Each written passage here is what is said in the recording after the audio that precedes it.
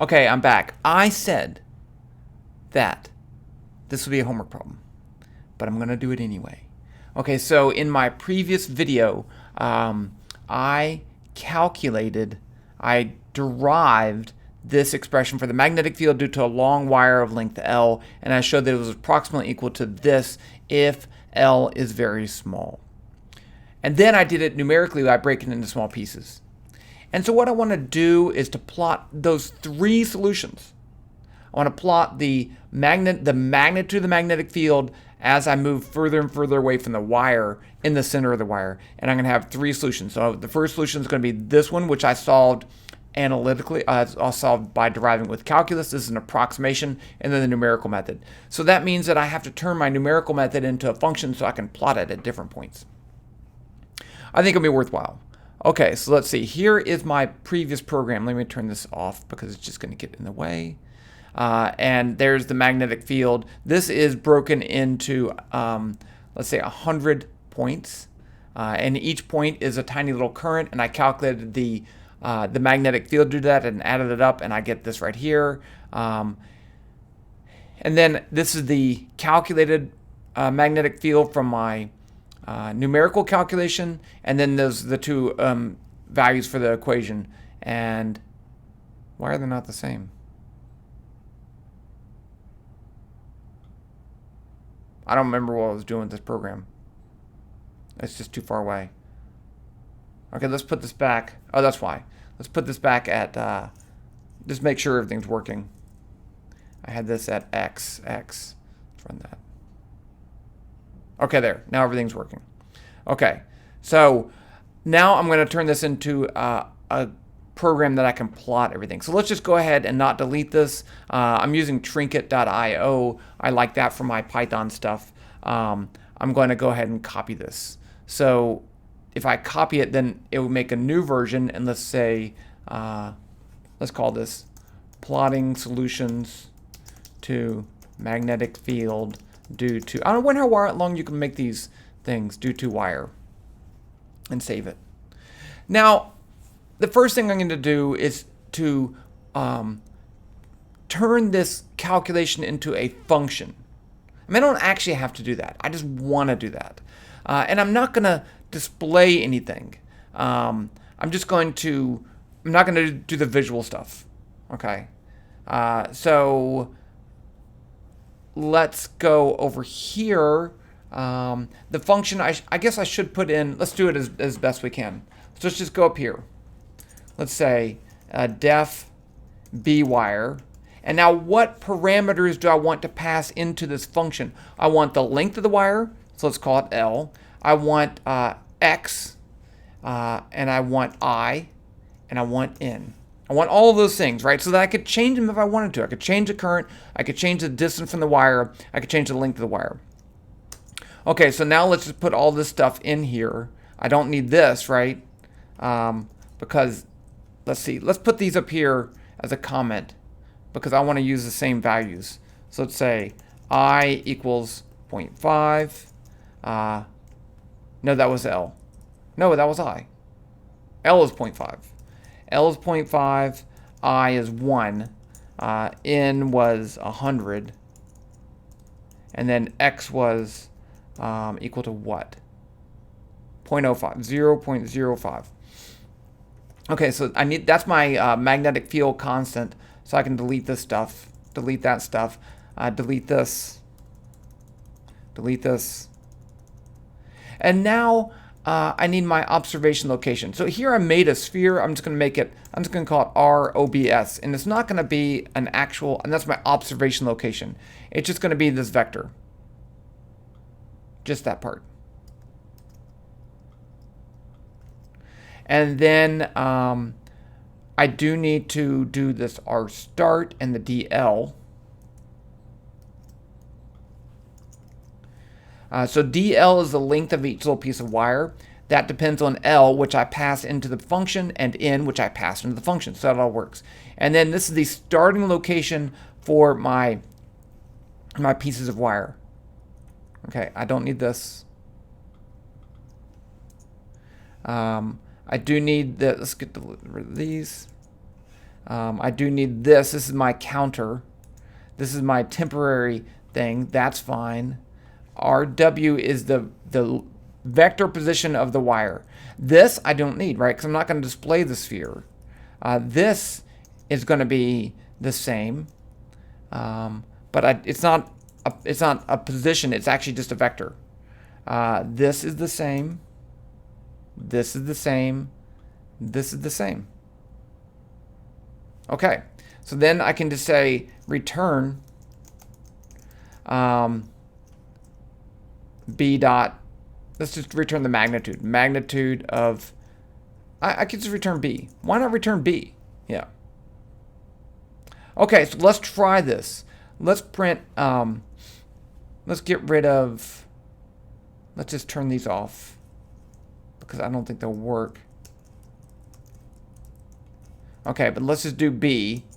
So let's say B temp is going to be equal to the function B wire with L of 0.5, X of 0.05. I'm looking at my code up here. I need I said 1, and N of 100. And then let's print that B T. Yep, let's run that.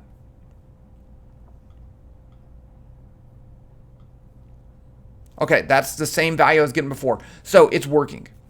So my function works.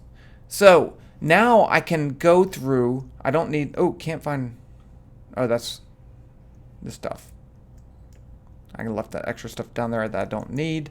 Okay, so now let's make a plot. So I'm going to say, first a graph. T graph is equal to the object graph. Let's give it a title, and that's going to be equal to magnetic field. If I remember, I will put my link to my tutorial on making graphs down below. If I forget, someone needs to remind me. Due to a wire. The X title is going to be equal to distance from wire in meters. And then the Y title is going to be equal to B, let's just do this, magnitude of B in Tesla. Okay, now that just makes a graph. That doesn't do anything. I need to actually plot some stuff. So in order to plot stuff, I need some curves. So let's call this Fn equals G curve. Color equals color dot blue. Label equals numerical. That's going to be my line for my numerical plot. And then I can say ft1 equals G curve. Color equals color dot red. Label equals theoretical 1. And then I'll say ft2 equals G curve. Color equals color dot green. Label equals approximation. That's good. Okay, so now I have my stuff. I need to now say, let's call this R. R equals 0.001. So I'm going to start 1 centimeter away. LT is going to be I'm calling it T. You could actually call it L, but I want the length of my wire, and I said was 0.5. Yeah, 0.5. IT is going to be 1. NT is going to be 100. I think that's good. Okay, so I need DR. DR is 0.005. I'm picking something there. Okay, now what I'm going to do is say while R is less than, how far away do I want to get from this thing? Let's say 5 centimeters. Let's go to 15 centimeters. Let's go to 20. So 0.2. Then what I'm going to do is first is to calculate the magnetic field due to the theory, right? Which is this right here. I'm just going to uncomment that and delete and oops and tab. Let's see. And then I'm going to call this, I don't have Km. Let's see. So Km, let's put that down here again. So Km. Km times Lt, It, and let's call this R, and let's call that R, Lt. Okay, and then I'll do the same thing for B. I'm not going to print it. I'll do B theory 2, which is the approximate, and that's going to be just 2 It over R. And then I'm going to do my numerical version. Delete that. Delete that. And that's going to be equal to Bn, let's call it, is equal to B wire. And then I'm going to, that's LT, I can't remember the order. Okay, let's see. So it's LXIN. So LT, R, IT, NT. And, oh, that's fine. Now let's plot stuff. So Fn dot plot, the x coordinate's going to be R. The y coordinate's going to be, let's call this mag Bn. Right, so I can't plot Bn because I've returned a vector function. So I can't plot that. I can't return the magnitude of it. Or I could do the z component, but I'm just going to do the magnitude. Ft1 dot plot is going to be R and B theory 1. Ft2 dot plot is R and B theory 2. And then I need to increase R. R equals R plus dr. And that should do it. Let's see what happens. Oh, it did work. Okay. So, it's surprisingly, look, I have 3 graphs that are right on top of each other. Let's make it not on top of each other. What if I change this to 10?